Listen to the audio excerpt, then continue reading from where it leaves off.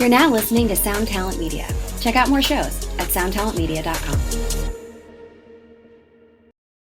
TIAA is on a mission. Why?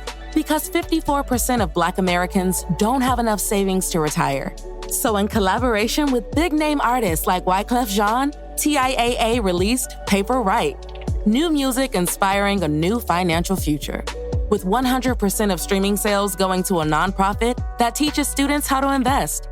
Stream Paper Right now and help close the gap.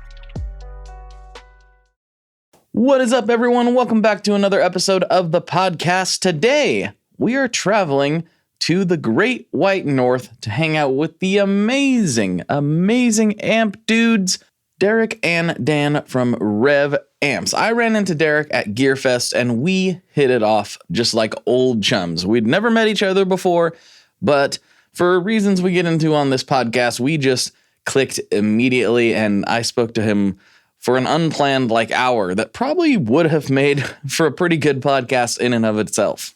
So we made a plan, we got together just last week and decided to record this episode so I could get the full story from both his perspective and from Dan's perspective, and it is a good story. We really had a great chat, and on Patreon, we got the, I guess, world exclusive on some new Revv products that are coming down the pipeline. We, of course, talk about aliens and a bunch of other weird stuff too.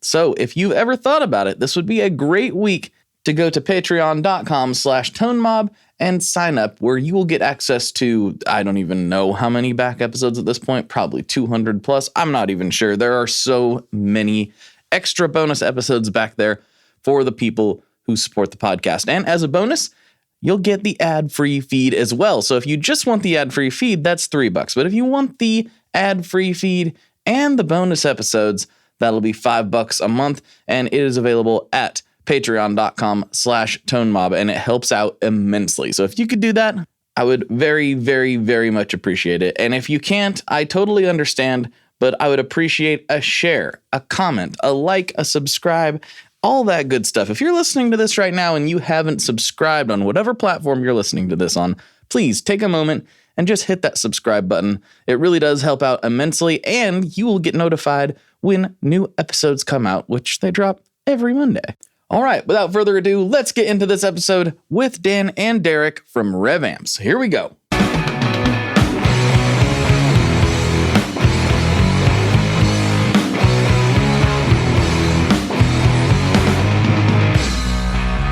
Hello, everyone. Welcome back to another episode of the Tone Mob Podcast, the show about guitar stuff occasionally, sometimes. I'm your host, Blake Weiland. With me today, I have Derek and Dan from Revv Amps. What is happening, folks? How you doing? Doing great. Doing well, man. Yeah. Good to nice. See you. It's relatively warm for Canada. Yeah. Yeah, it's good. Can't complain. So it's like 40 degrees Fahrenheit is, relatively warm. Yeah. It started snowing lightly this afternoon, so we're good. Everything's normal here. Wandered out of our igloos to get here. Yeah. Stopped ice fishing for a moment and decided to come in. Yeah. Hopped on my snow machine and away. Yeah, got on the moose and trotted on over. Right? Hammered down some poutine, and now we're here. That's right. Man. Yeah, it's another day in the office in Canada.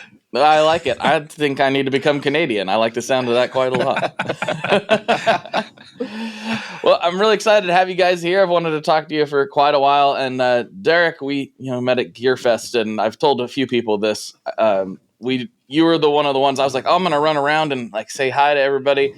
And, we just talked for an hour because it was we just automatically had that little click that whatever happens once in a while. So that was cool. Yeah, man. It was awesome. It's rare that I've found people that are involved with, especially with gear companies, talking to you about Stringjoy. It's rare that I find people that I feel think very similarly to me and view the market very similarly to the way that I do. So yeah, it was awesome.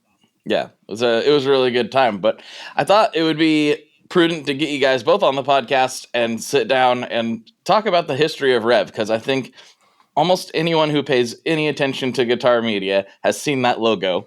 somewhere in somebody's video or in some capacity, because you guys do a really good job with getting out there in front of people. But I don't think as many people know the story of the company. So I thought getting you all on to tell that tale would probably be a pretty fun experience. Yeah.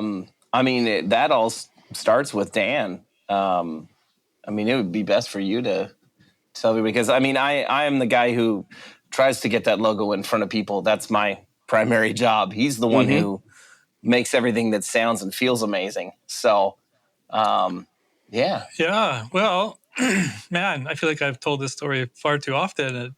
Everybody should know it by now. The year was 1974. Yeah, it was 74. I was, right twinkle in my pop's eye. Yeah, exactly. 74, eh? Wow, okay. I don't think I look that old, do I? Thanks. I just, it was interesting because I actually started the concept of, getting into tube amplifiers at all, just because of a back injury and being bored. It was interesting. I was an industrial mechanic prior to this and doing robotics and stuff like that. And I hurt my back really bad and had to remain off work for, it was a number of years. It was like 4 to 5 years or something like that. And so being the type of guy I am, I couldn't just sit around and just do nothing. And so just started tinkering with gear. I was a musician as well, a guitar player in bands and whatnot. And so, all that stuff had to come to a screaming halt.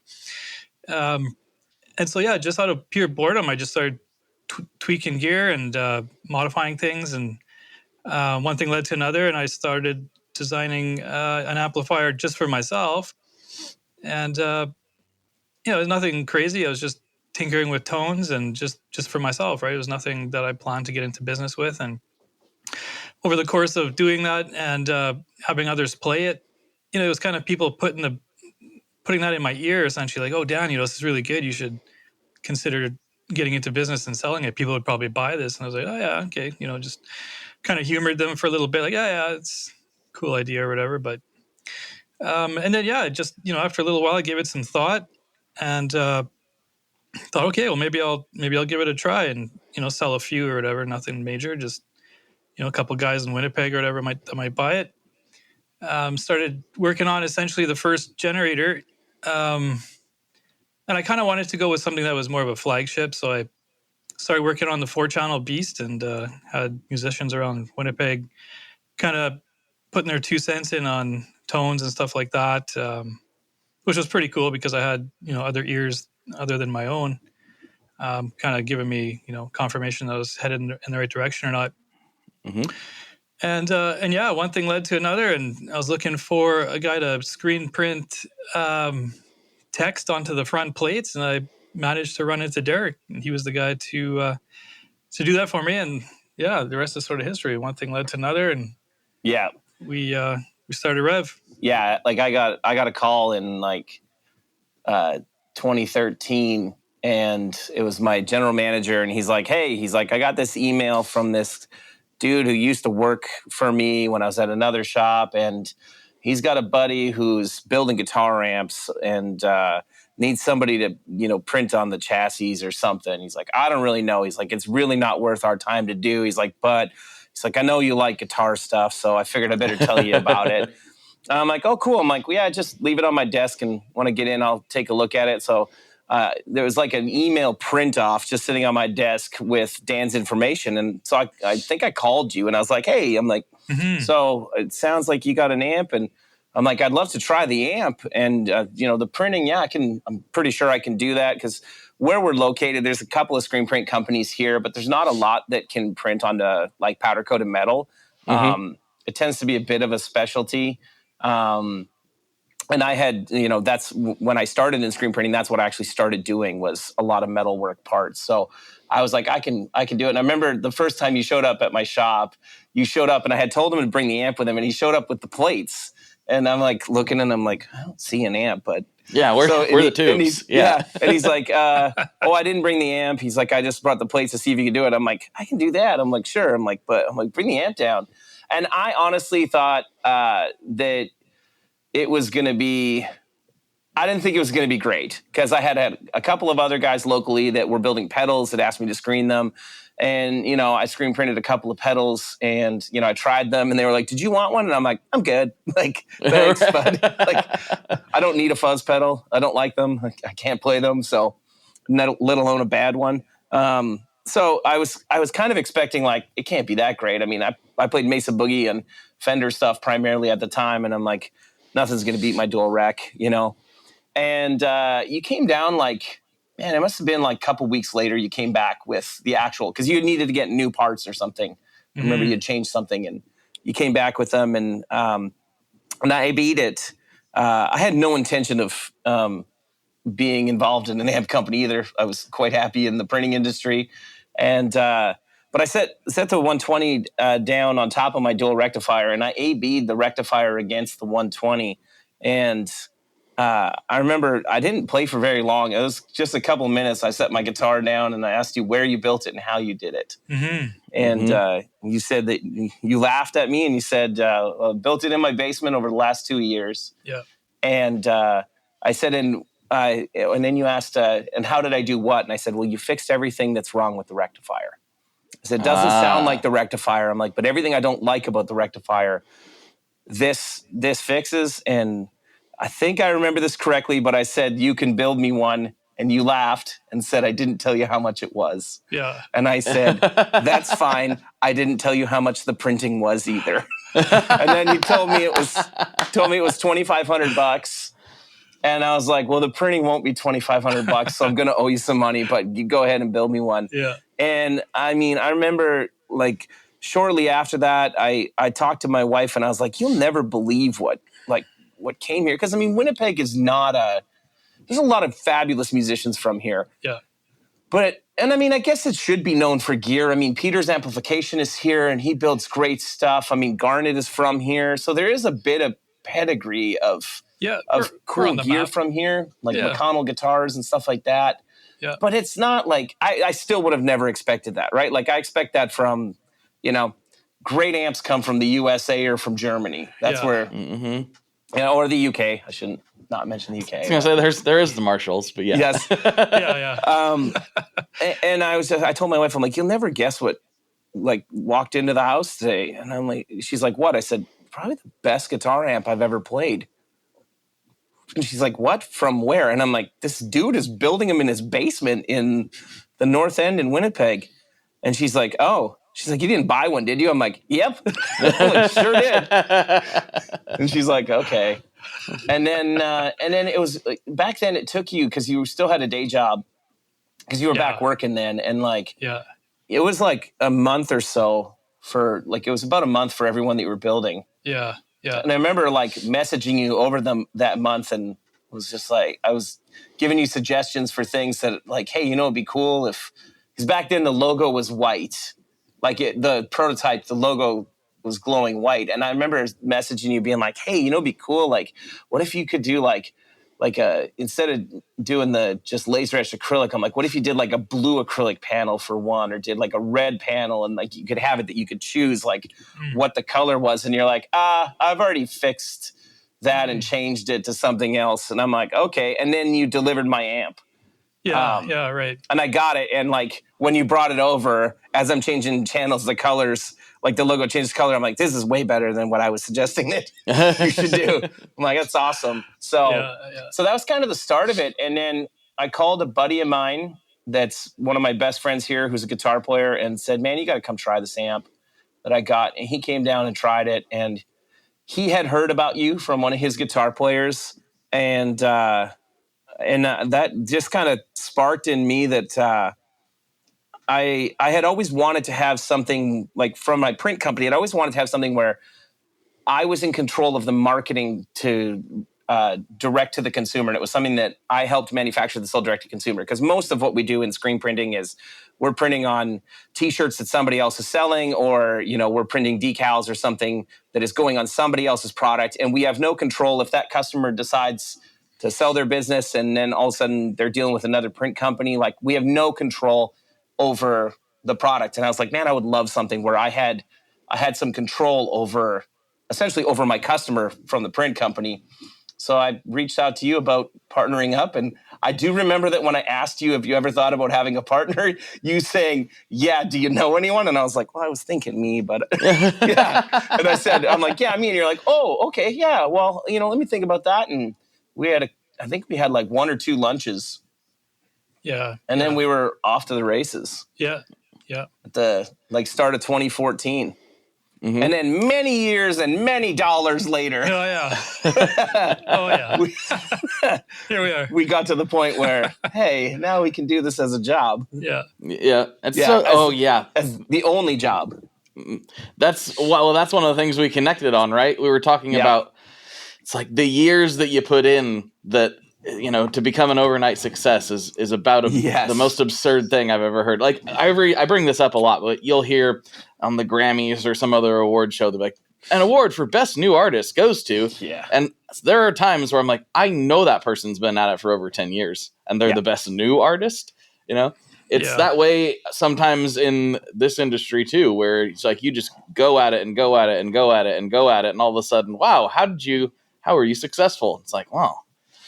Lots of late nights, lots of hair loss, lots of stress, and I think it shows a lot of tenacity to get to where anybody even knows your name at all in this business. I just remember being so naive when we started, and you're 100% right in your point. Like I had that this year that I won't out who it was, but I was there's a big artist that was in town that was playing the arena here. And I was hanging out with their guitar tech, and he's a great dude, but he was just like, man, he's like, you guys have really kind of come out of nowhere, and like you're making a big push. And I'm like, it's been 10 years almost. Mm-hmm. I'm like, the come out of nowhere is 10 years. Yeah. And it's just that now we're finally at the point where the work that we've done over the last 10 years, that logo is finally getting in front of some of the faces that I would have thought we would have been in front of at our first NAMM show, to be honest. Mm-hmm. I remember going to NAMM in 2015 and you and I talking before it. And the problem at NAMM 2015 for us going into it was us talking about how are we going to handle the volume of orders that we had, because you had just quit your job and were finally full-time at Revv. I think you quit in like November of 14, maybe. Yeah, that's right. And I was like, you know what? I'm like, I'll say it now because it's, it sounds a little bit arrogant, but I was like, I know how big Mesa Boogie is. I know that we've got a product that it's different than Mesa Boogie, but I know that the problem that it solves, I know there's a lot of Mesa players that are going to love this. And I think that, there's zero chance that we're not leaving NAMM with probably at least 100 amps on order. I mean, that's not a lot, They were $2,600 at the time or something. I'm like, that's no big deal. We did the show, and I had been to NAMM a couple of times just as a tourist and saw, I knew how big it was. I knew what the pitfalls were. We went with our own soundproof room to make sure that okay, I know how to make this show a success for us. And we left there. We sold 1 amp to an artist, like a kid that we signed to an artist deal for a significant discount. And that's all we did. And I went on vacation right after NAMM. I left from California to go on vacation. And I remember sitting in the condo that my wife and I were staying at and just sitting there. And my wife's like, what do you think? And I'm like, I think the road ahead in the next few years is going to be a lot more difficult than what I had thought. Mm-hmm. And I'm like, there's a lot more work than what I had ever anticipated. And it was probably the hardest lesson to learn. And I think that's why a lot of companies do fold so fast, is because people don't realize that even now at Dan's more than 10 years in. Dan's got a couple years on me in this. Mm-hmm. And my days normally start on, I'll be honest, it's between 9 and 10 a.m. most days for me, but they finish at 3 o'clock in the morning. Mm-hmm. Almost every day. And most people don't understand that, and don't understand that it doesn't matter what level of success you get to, or how big the company looks like it is. There's that much work always. And and it's kind of just this constant struggle to remain growing. Like I'm not somebody that chases after like insane like perpetual growth, just growth period, because we know that there's going to be a lot of people that listen to this podcast that actually probably have not ever heard of us or know anything about us, because we still probably haven't reached like probably 80% of the addressable market. Yeah. Mm-hmm. Yeah. So that job feels like it's kind of never done. Yeah. Yeah, it really isn't. I mean, that's the thing is there are so many. It's not entirely different from trying to be an artist, right? It's one of those things where when it works, it's one of the coolest jobs ever. And so therefore, there are a lot of people attempting to either start their own companies or maybe they're working at other companies that are also, as friendly as this industry is, you're still competing. Yes. There's only so much attention. There's only so many people playing. It's very limited, and it's grown a lot in the last few years, but it's still a finite resource. And so when you have all these people trying to compete for the same quote unquote position in the industry or in a company, it makes it challenging, and it makes the cream rise to the top, so to speak, because like having a great product it's necessary. It's like it's the base level. There's lots of great products. Oh yes. So what do you do to go above and beyond that is what's going to set you apart. Like the products have to be good. That like goes without saying for the most part. Oh yeah. I was doing this talk at NAMM this year for Worship Musician Magazine, and we were talking about like modelers versus I think it was kind of modelers versus amps, but the theme was like going direct and being able to use like silent stage stuff. And somebody asked the question, like the moderator asked the question of like, so what is best or what is better? And they were talking about like, Fractal versus Kemper versus Line 6, like versus, the D20 or the D25. And I made a point to say this, and it ties into what you just said, and that is that like there is no best. Mm-hmm. Everyone builds great stuff. That's the problem now, is that everyone builds great stuff. So we are all fighting for for whatever dollars or for whatever attention even that we can get from consumers, because there is actually essentially a limited number of consumers. And really, as companies grow, for the most part, what's happening is you're stealing market share from somebody else is what you're doing.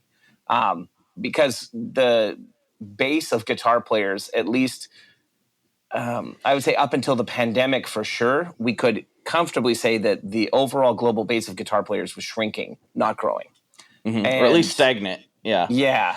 And the pandemic may have changed that, because there are a lot of there are a lot of people who bought guitars to start learning how to play during the pandemic. So I think we'll be able to see whether or not they continue with that over the next few years. We'll start to see whether or not that kind of takes root with anybody or not. But, I get so annoyed when I hear people like, companies, because they built some sort of pedal that somebody doesn't like.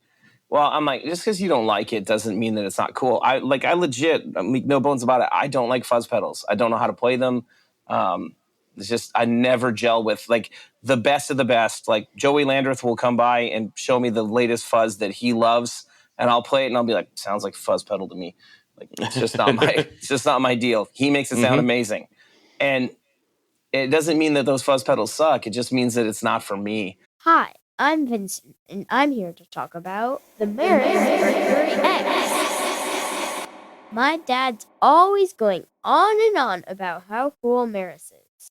He really went off on one about the Mercury X the other day.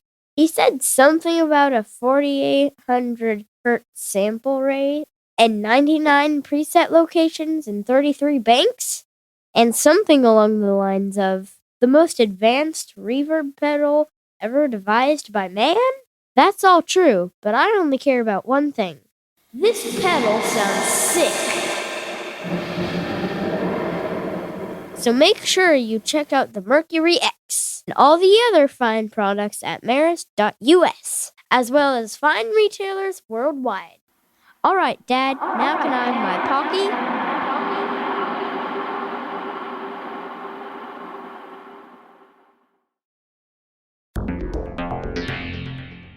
how exactly do artists get their music on Spotify, Apple Music, Deezer, Tidal, all these services? How in the world do you get your music there?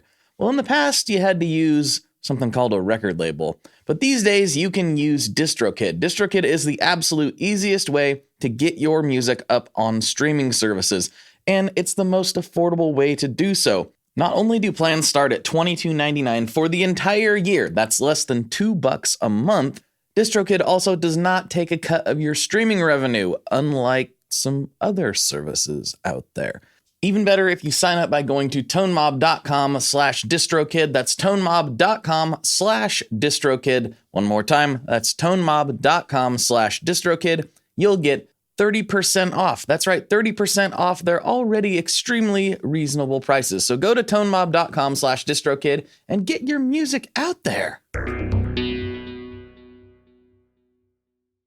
And I think that's a thing that people get caught up in, is they think that there are people who are out there building and releasing stuff intentionally that sucks.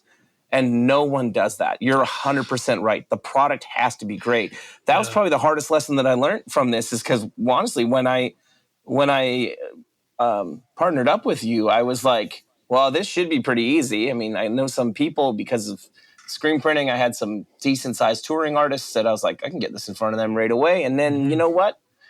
The amps will sell themselves. I remember you saying that a couple of times, like right away. And you're like, well, the amp sells itself, man, as soon as you play it. Like, and I was like, yeah. And then the first few shows we did, I'm like, damn it, this stuff does not sell itself. I'm like, it impresses people. Yeah, like people sit down and they love it, but it doesn't sell it. Yeah. And there's so much more to that. And that's so much more of a difficult game. So you're 100% right. Like, your products have to be great. Otherwise you will not survive. No. You will not. I mean, I know I'm very biased, but I put Dan up in the top 5 of the brilliant amp designers of my lifetime. Like, if I wasn't invested in, I mean, I did choose to invest a lot of money and a lot of time into Revv. And it's because when I played the Generator 120, I was so blown away, and I was so convinced that this was, for me, the best amplifier on the planet. It covered every bass that I wanted, because like you said, you kind of made like a flagship, and I had never played a high gain amp where the clean channels to me were always an afterthought. And I was playing in kind of two worlds at the time. Like, I played in like a pop punk hard rock band, but my brother's a pastor, so I also was playing at church a lot. And like, I was always using a Fender at church and then using the Boogie out when I was playing out. Or when I was playing out, we had a few ballads that were clean, I would run an AB switcher, like an ABY switcher, and I would use the Deluxe the Fender DeVille for cleans, and I'd use the rectifier for heavy tones. And the Generator was the first amp that I had played. I'm not saying there's not others that exist. It was just the first one that I had played that I was like, the clean channel is actually really great on this amp. It's not an afterthought. Like, most of the time I find, high gain amps, like I've got a lot of high gain stuff that is not Revv. Most of them I would say are one trick ponies. That trick's real fun, but it is a one trick pony. And I found the Generator to be the exact opposite of that. Like, the green channel on the Generator is absolutely my sound. That any amp that I dial in, I try to find that sound. And it wasn't because I had played the Generator that I was like, okay, now I'm trying to emulate this. No, this is just the like low to mid gain thing that I gravitate towards in every product I ever touch. Yeah. And it was the perfect amount of compression. There's not quite enough saturation in the first one. You changed that in the Mark II. Yeah. But it was like right there. If I turned an overdrive pedal on, I was so happy, right? On the green channel. So like, to me, I mean, that makes the job way easier, and it makes it way more fun, because if you do have product that is brilliant, and is just top notch, then it is a whole lot easier to sell. I have seen people like try to sell things that honestly they should have taken a bit more time on. It's not garbage. It's just not phenomenal. And I feel like in today's market, you kind of, if you want to go anywhere, you have to be, the product has to be phenomenal. Yeah. So Dan, when you were tinkering around with those early designs and all that, what's your background? I kind of know Derek's a little bit musically, but where were you coming out? What kind of music were you playing, and what were those amps that you were messing with early on? Yeah, it was mostly high gain stuff. I gravitated to hard rock and metal when I was playing out and joining bands. And so it was, a lot of thrash and stuff like that initially. And so I liked a really aggressive but articulate sound. And so really working on it and polishing it was important to me in the beginning. So the generator essentially was just going to be about high gain. Like I was just looking for great metal tone that had very fast response and was super tight. That was kind of the idea. But like Derek sort of touched on too, having a great clean channel for most brands or most people is just an afterthought. And there's a lot of guys that just want a one-trick pony, right? It's just like, I just want a one-channel amp that just sounds just killer. I don't need a clean or anything else. But for me, it was different. I wanted to have everything on board. But the idea was to focus strictly on the high gain channels at first because it was just what I was into. And so, I didn't really play in anything lighter than, it was pretty thrashy. And well, Dan, number one, I just want to say this. Dan's not telling everybody that he was the singer in a very hardcore metal band, and he's so soft-spoken. And the first time, I think we had been in partnership for more than 5 years. When I saw a video of him, I'm like, get out. That is not Dan. I'm like, that is Dan.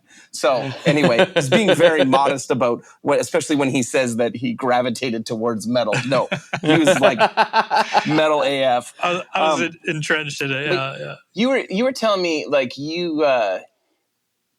you were into, you kind of like the rectifier 5150s. What are the amps that, you were not really a Marshall guy, were you? I wasn't. No. Yeah. No, it wasn't really my thing. I dig the British tone and all that. It's cool. It's got its unique flavor and all that's, for the right application, it's great. But for me, it was more like rectifier 5150 tones. I think one of the bands that I played in last, we were actually combining a crank and a 5150. And so it was blended, right? And just, you got a ton of low end from the crank and it was really aggressive. And then you got the cut from your 5150. And so it just sounded really huge. And so, those amps were great, but they still, and for my guitar player, they were great, and for the dynamics of the band too, it worked great, especially blending. And we only had one guitar player at the time. And I was doing the vocals. And so for me, it was just a lot of screaming. And there were times where I thought I'd pick up the guitar and put in that extra layer, but it just never got to it because I was all over the stage when I was screaming, right? It was because you were a front man. Yeah. That's what front men do. That's right. And so it was more like, okay, when it came time to build my own app, I wanted something different than that stuff too, right? I wanted something, my taste had changed. And so instead of just having a really thick, girthy low end where it was more loose, I wanted now something that was tight and more articulate. And as I started to design these channels, my tastes would change as I was going about it too, right? Realizing things that I didn't before perhaps. And so I was like, oh, hey, that's a cool sound. Maybe I'll sort of dive into that a little bit more and see what I can come up with. And so just chasing the generator's sound, it wasn't something that I had a clear goal on initially. It was sort of one step would lead to the next. So, I found blending these two stages was pretty cool and the sound was good. And so then I would move on to something else until it was, it kind of tickled my fancy where I was like, hey, that's rad, man. I think that's where I want to go with this.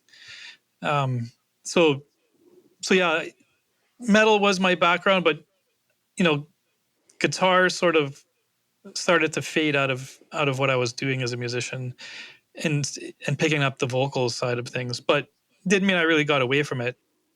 Once I started designing again, then guitar really started to become a bigger passion again. I bet your guitar player just hated you too, because can you imagine you've got guitar players and singers already, in rock bands typically have a little bit of a friction. Yeah, a little bit of friction. Imagine if you've got a dude that knows how to design amps and dial in tones better than you're ever going to. That's your singer. That's just like, yeah. So you sure you want to? Oh yeah. Sure you want to? You sure you don't want me to fix that for you? And there were times where I'd be cranking his dials. He'd be like, "What are you doing? I like you're messing my sound up." I was like, "No, I'm making it better, actually." Note to self: never play in a band with Dan. Yeah. Although he did love it when his amp would break, and I was like, "Dad, quick, I need it fixed." So, okay.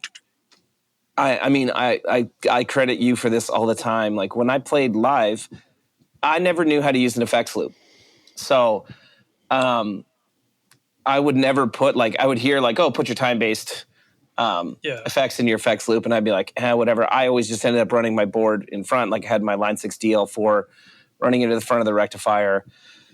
And I remember the first few times, I could, for the most part, dial in an amp, but it was the first few shows that we were going to. And I remember I went to the Dallas Guitar Show one year, and I had a carbon copy with me, and you're like, oh, hey, give me that. And he plugged it, because I plugged it in front at first. Oh, and you were like, no. I'm like, here, we'll put that in the loop. And I'm like, yeah, I don't know why anybody cares about that. And then he plugged it in the loop and dialed it in. And I was like, oh, this is the way this is supposed to work. Yeah. And it's supposed to sound. And, it was, for the first few, either NAMM shows or just guitar shows, I would constantly be like, do you want to go in and dial all the amps? As soon as we had him set up, because he's got a bad back, we typically try to make, somebody else do all of the 412 lifting and stuff like that. So, once we've got everything in and cabled up, I'll be like, hey man, I'm like, you want to go dial tones? Yeah. And I was always amazed at how much better I sounded when he dialed me in versus myself. And then I started to pay attention to well, what the hell is he doing and what's he listening for? What have I been missing? And part of it was that just, from when I was young and started playing tube amps, it was pretty run and gun that I was like, I'd get a sound and I'd be like, yeah, that sounds great. That's good. I'm good to go. And as soon as I got a sound that I was like, yeah, that's cool, I wouldn't touch the EQ again. Yeah. And I wouldn't fine tune.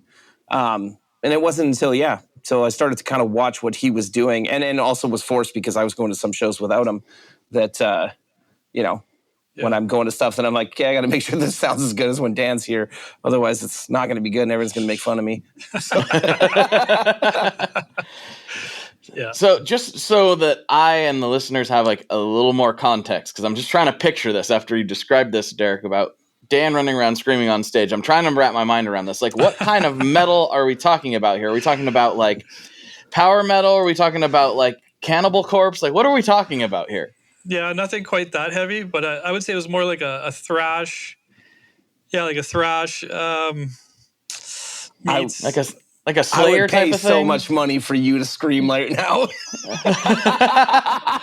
Hey, he's never done it when I'm around. Never. I haven't done it so long. No. It wouldn't do it. If you go on YouTube, he's gonna hate me for this. If you go on YouTube and search for the band Tinnitus at the Zoo in Winnipeg, which was this bar. If you find, you'll find it. You find Tinnitus at the Zoo in Winnipeg, you will find Dan Trudeau. Yeah, screaming it up.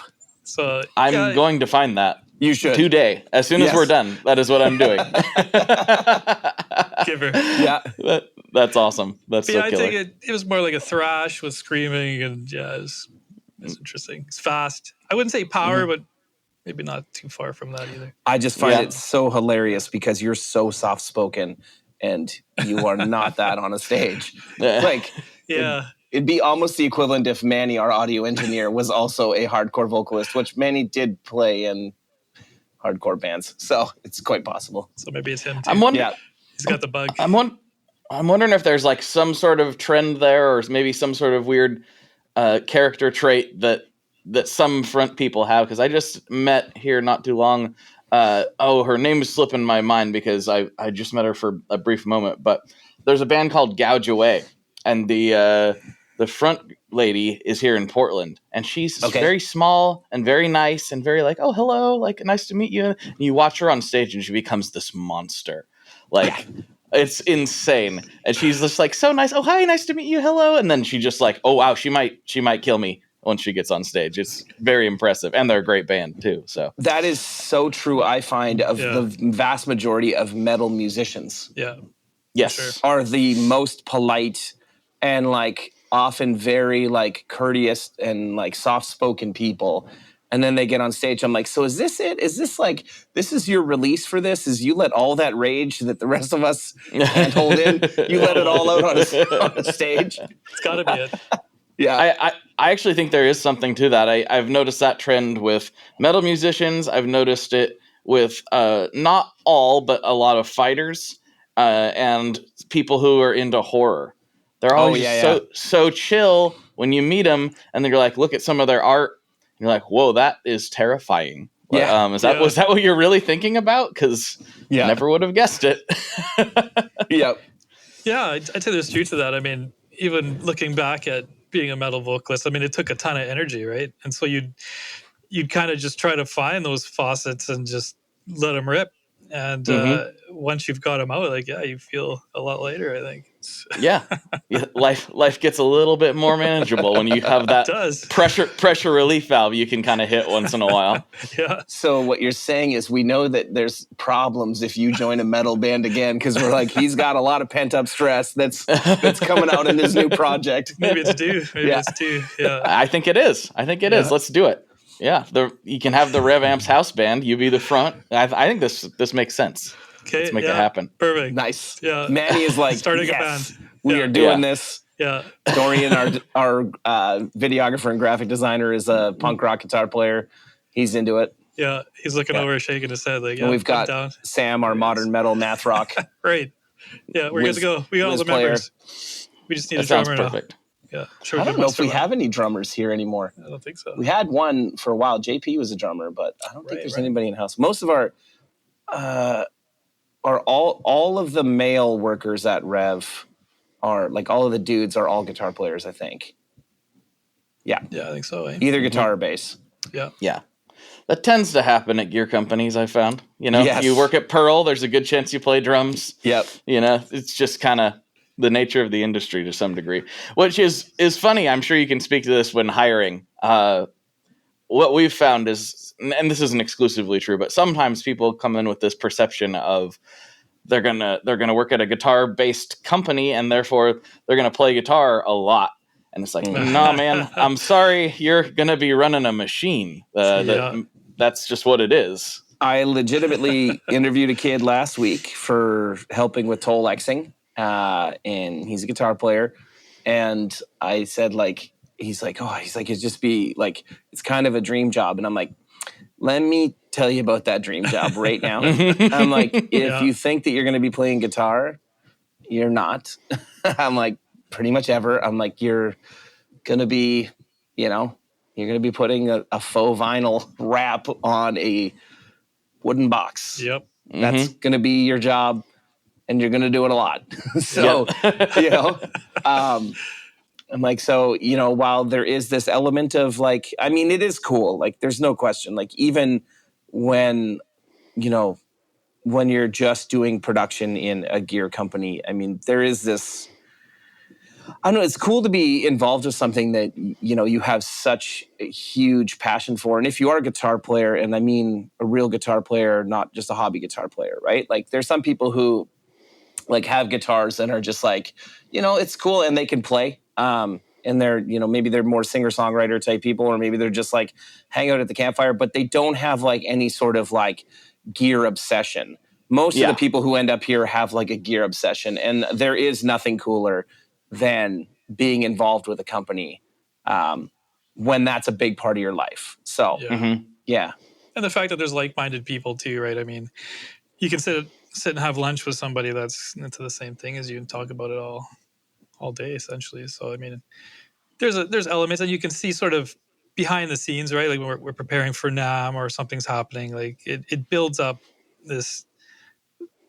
Essentially, it's part of the dream job, right? Like you're kind of getting to look through the window into something that most people want to be at, and so you kind of get backstage pass in a way. So even though you're putting Tolex on a wooden head shell all day, you can still see things that you wouldn't normally at other places, right? Because you're connected.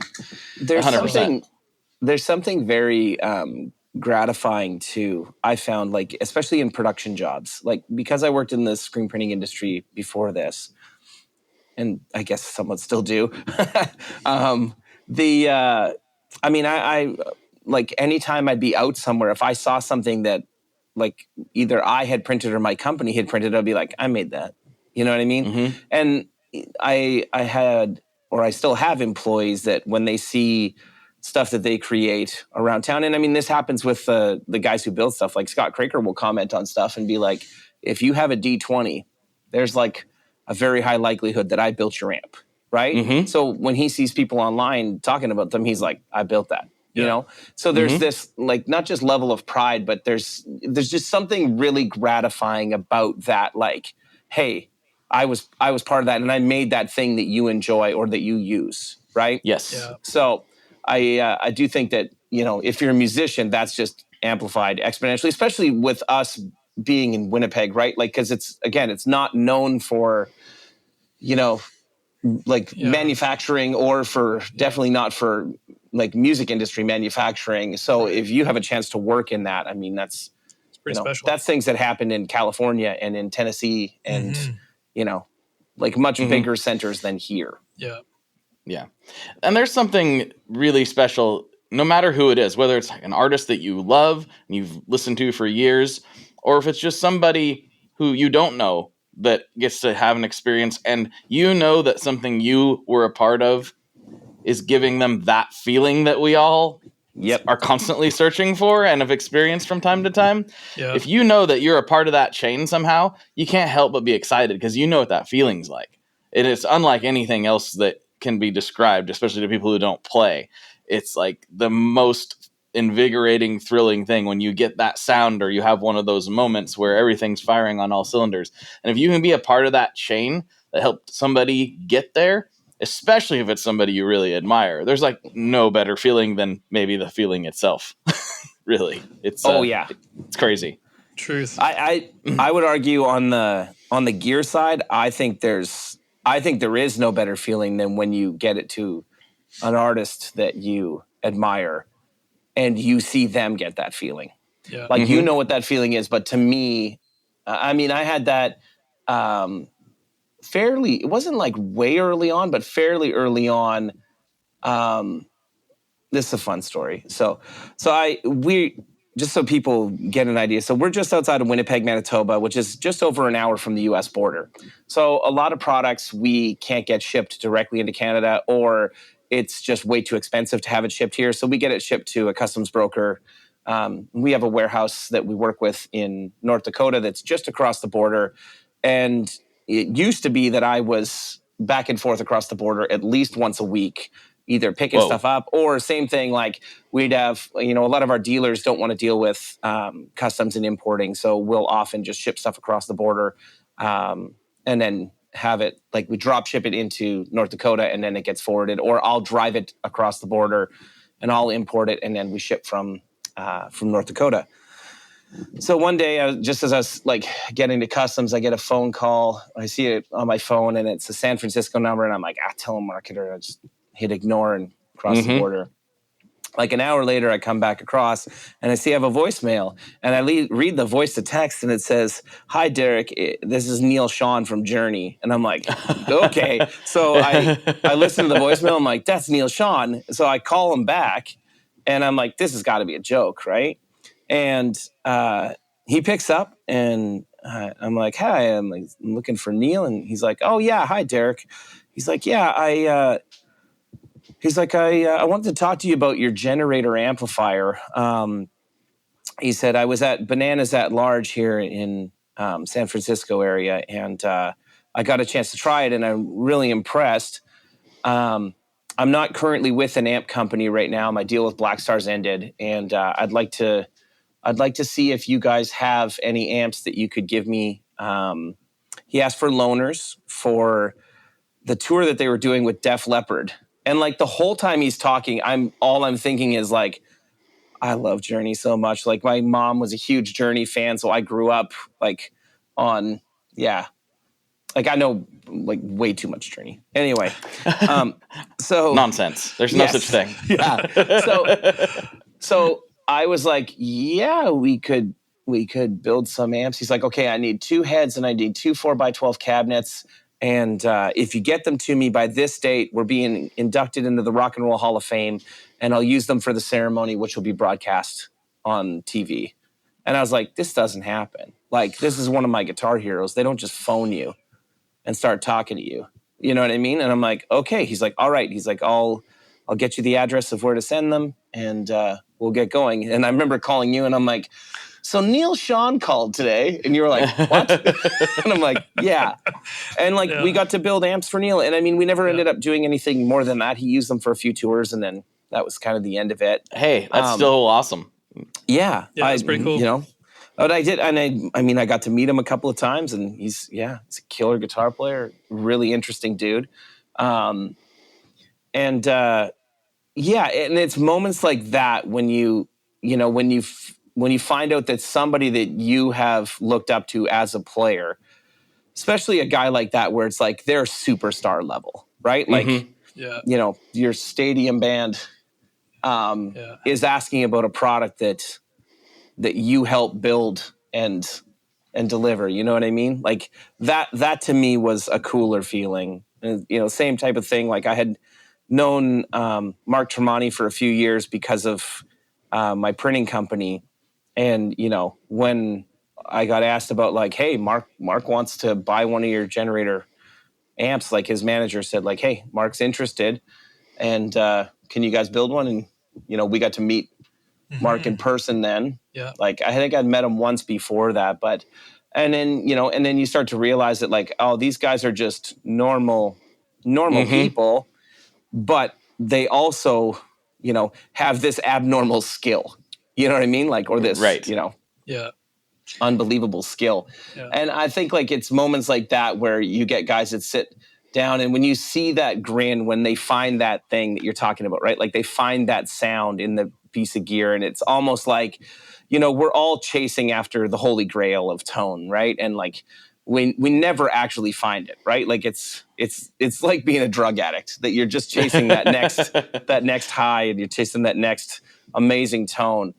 But you get close to it a lot, right? Like in different gear brings you close to it. And when you see that you brought somebody close to that, especially when it's a player that like you've grown up like admiring, that to me is the coolest feeling. Because I feel like it brings like an unbelievable amount of validation to what you've been doing. Yeah. Because it's impossible. It's impossible to not have imposter syndrome in what we do. Like absolutely. It's impossible to not think like I have successfully fooled everyone into thinking that we're doing something good, because that can't be right. Totally. Sometimes guitarists, they don't really even know what they want either, right? And so there's many times where I've done demos for people at NAMM and whatnot at these shows, and they come in and they sort of have an idea of what they want, but then they play through the generator or something. They're like, whoa, what is this? Like, I didn't even realize that was even an option. And so you also, get to enjoy the fact that you're doing this and you're helping people find it. But like Derek said, then you see the look on their face, and it lights up, and you're like, whoa, man, like they just discovered something here too. And so being able to play with all these different sounds, as a guitar player, you maybe, start to understand that there's just so many sounds out there that maybe you haven't even understood or realized. Like even for me, doing this now for the last little while and getting into amplifiers like the new Dynamis sound that we have, like working with Sean Tubbs and realizing what feel really means and how you understand it as a guitar player, right? Because my perception of that in the beginning is not what it is now, thanks to, working with guys like Sean. And so just the development of players as we go along, discovering all of this through new gear is pretty exciting. And watching people, when the lights go off for them or go on for them, and all of a sudden they realize something and you see it in their face, it's fun to be a part of that. And so that's been pretty cool. We are brought to you today by Sweetwater, specifically the Gear Exchange. You may have heard about this. This is a place where you can go to buy and sell your used gear. Maybe you got a pedal over there that's just kind of collecting dust. maybe there's something you've been eyeing from the Sweetwater catalog. Well, right now is a great time to turn that unused gear into something you're actually going to use. Even better, if you sell on the gear exchange, you can keep 100% of the sale as long as you choose a Sweetwater gift card as your payout method. That is not too shabby, because let's be honest, most of this buying and selling we do is just to fund new gear purchases, and that is a great way to reach a wide variety of customers and keep 100% in your pocket, or rather on your pedal board. So go check out the Sweetwater Gear Exchange and turn that unused gear into something that's actually going to help you write that next huge riff.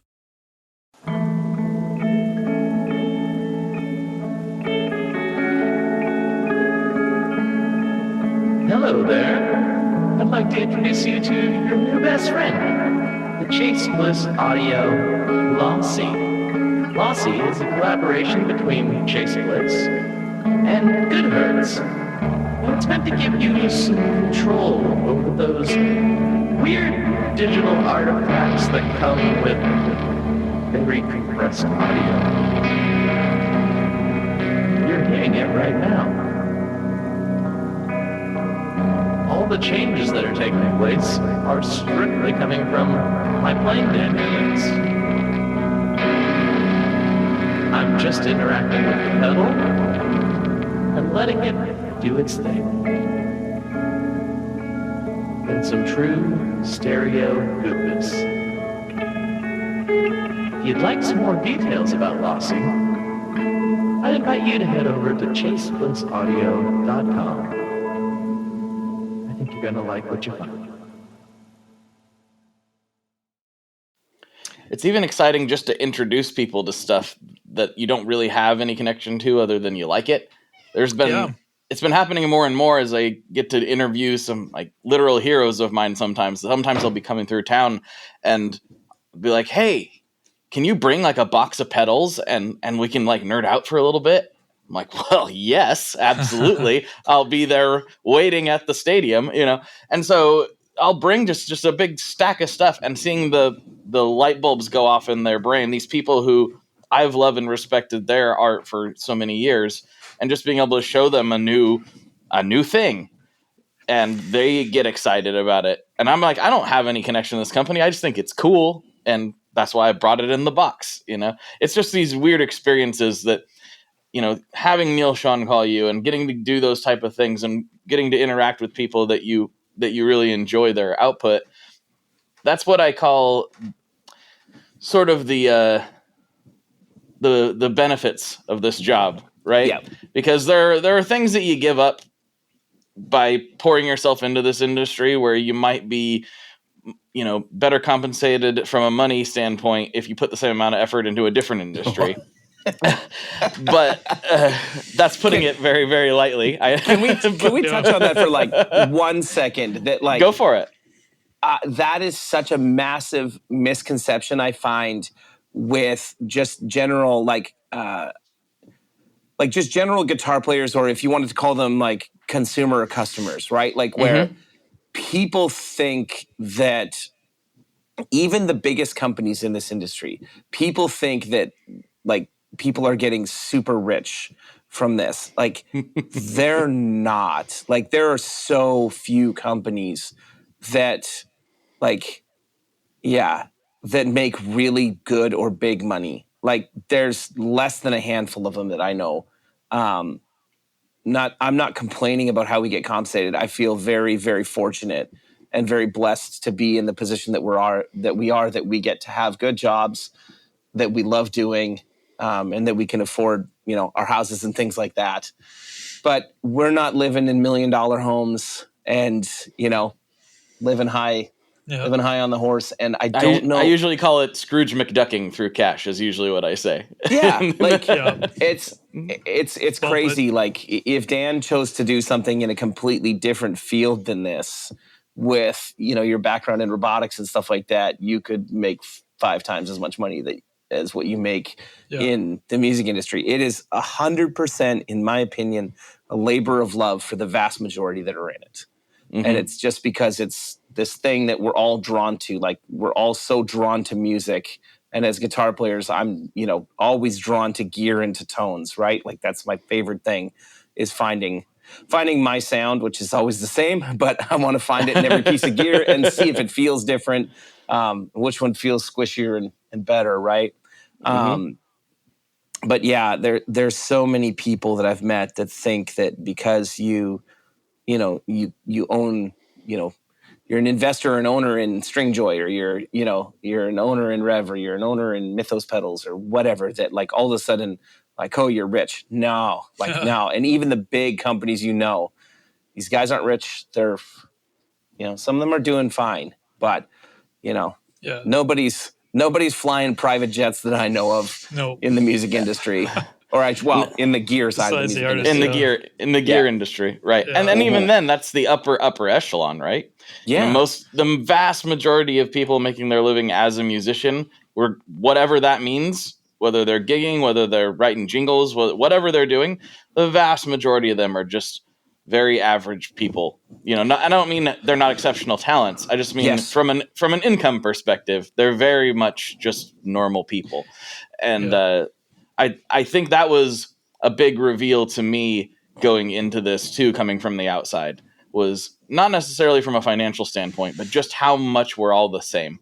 Even if we're in completely different bands, completely different genres, once you kind of get into it and you start talking to people like, oh, wow, we really are all the same. In fact, one of my first interviews that my wife was with me for, she was like, these guys are all just like you. I know, weird, right? Yeah. Like we're all obsessing over the colors of guitars and whatever else we were talking about at the time. There's a special kind of stupid it takes to do what we do. That's we right.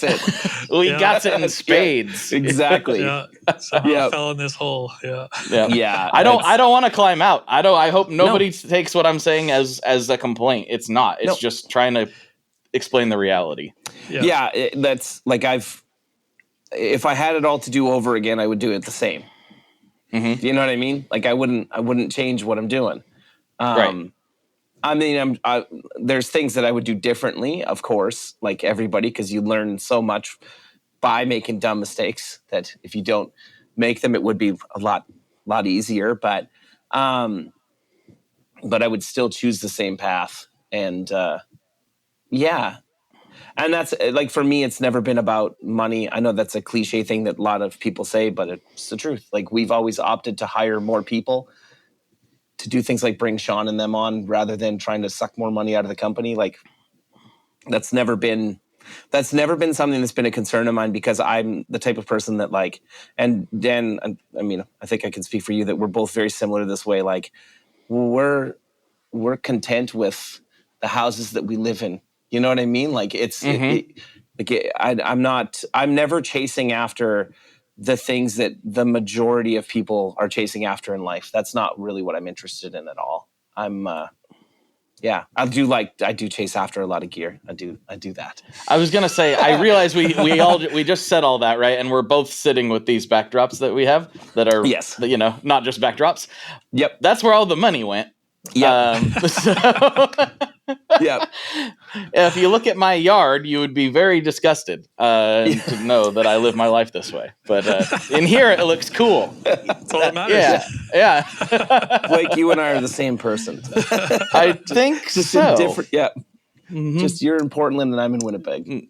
Brothers from another mother, right? Yep. There it is.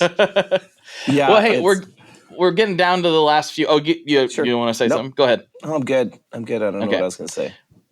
Well, we're getting down to the last few minutes, and I've got some classic questions I like to wrap this up on. But before I do, I like to give the guests a chance to take the floor, say anything you want to say. You're talking to a few thousand people right now. You can shout out your grandma. You can plug your favorite local brewery. You can say anything you want to say. The floor is yours. I would just like to take this moment to say that if you are ever in Winnipeg, the best burger in Winnipeg is at the James Avenue Pump House, and the burger at Nonsuch is subpar, Manny.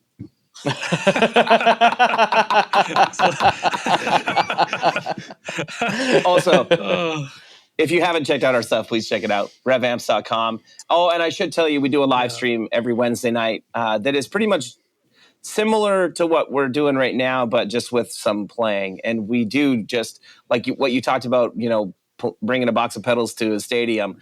That is what we do. We just bring whatever gear on that we think is cool or that, somehow has made its way into our lives. And we just sit and mess around with it with, between 50 and 100 people hanging out and watching for a couple hours. And we grab a couple of beers, mine's more juice than beer, but, grab a couple of beers and sit. And then, Dan comes on every now and then. We do like the Ask Me Anythings. And we do things a little different that way too, where like when we're launching new product, we often will show it on that live stream before it actually comes out, like while it's still in development stages, and be like, hey, what do you guys think? Yeah. So you should, follow us on social media, whatever social media you use, and check out the Gear and Beer live streams that we do on Wednesdays. Yep. That's my plug. Cool.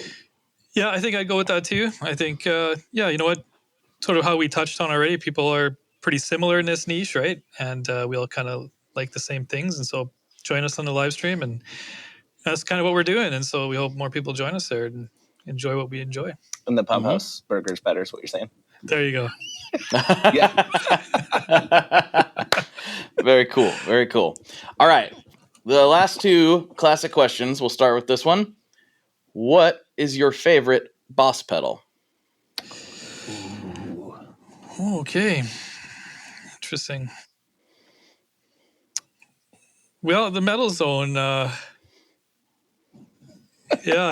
kind of a classic, right? All right. Yeah. Yeah, I don't know that it's my favorite.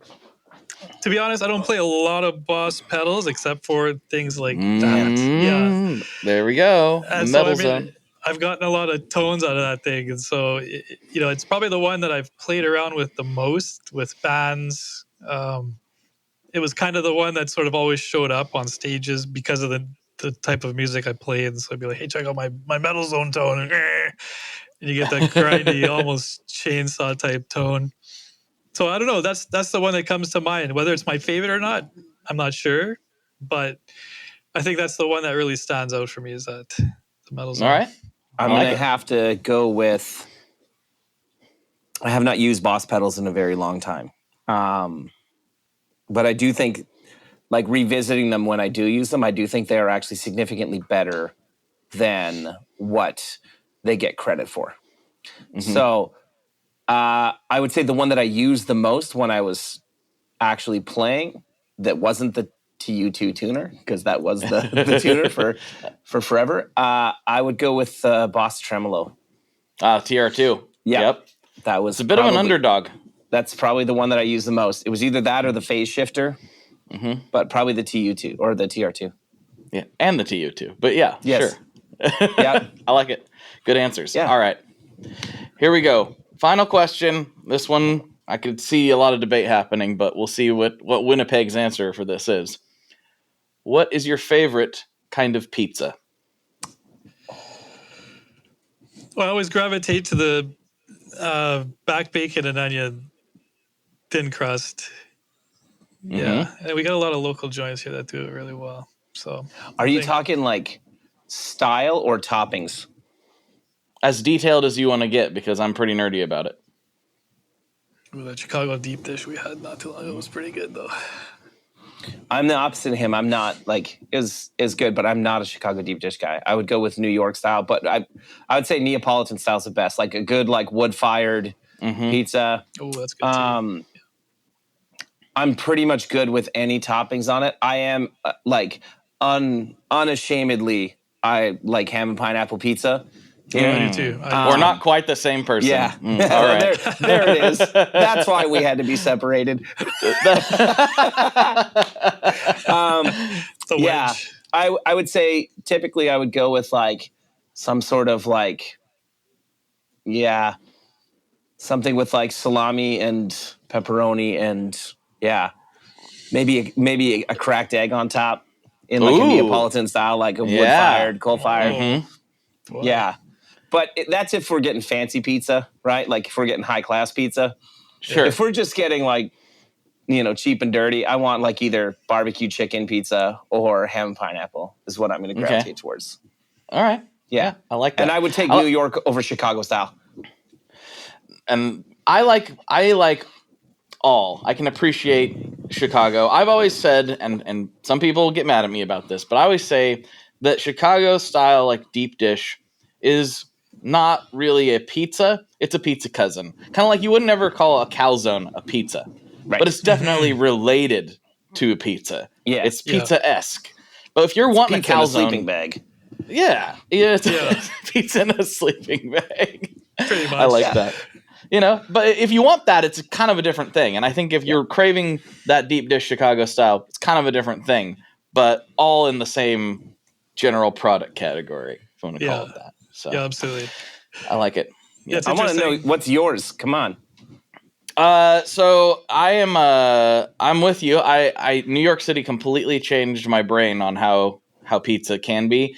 I had a friend go and rave about it, and he would show me pictures, and I didn't really understand. I was like, it looks like pizza. I don't get what you're saying. And I finally went there and did some exploring and realized that I was wrong, and the hype is real. And so there's some very incredible places, and I'll never get to try them all. Yeah. I've been, was it 2 or 3 times, and you just scratched the surface. Yeah. But since you guys do have a Nashville connection, I will say one of my favorite pizzas is in Nashville at a place called Smith & Lentz. Oh, so next time you're there, they make a very good pie, very good pie. So, I'm going to be there in 2 weeks, so I'm going to try that.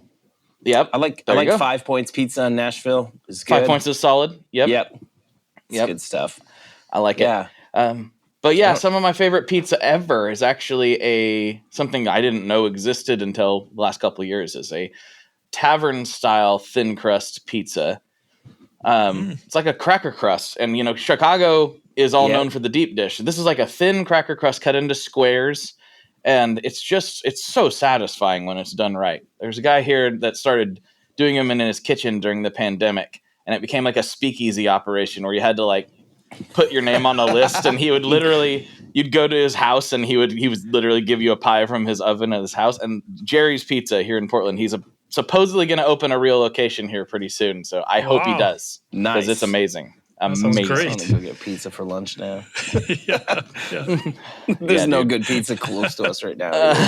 That's the worst. Yeah, we're like a solid 25 minutes from a good pizza place. Yeah. Man, I'm sorry. That's rough. Yeah. That's okay. It is. We'll get by. It's okay. So, I'm fat enough I don't need pizza for lunch.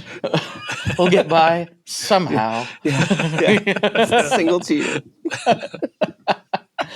Well, guys, thank you so much for coming on. Let's see what kind of nonsense we can get into on Patreon. Does that work for you? Yeah, sounds good. Sounds great, man. I'm not taking my clothes off, though, man. Not again. What? It was weird last time. I didn't think it was that weird. I thought it was nice. I appreciate that. That gives me a little more self-esteem. I'm just trying to give the people what they want, Yeah. All right, everybody. For Derek and Dan, this is Blake. And as always, folks, good luck and good tones.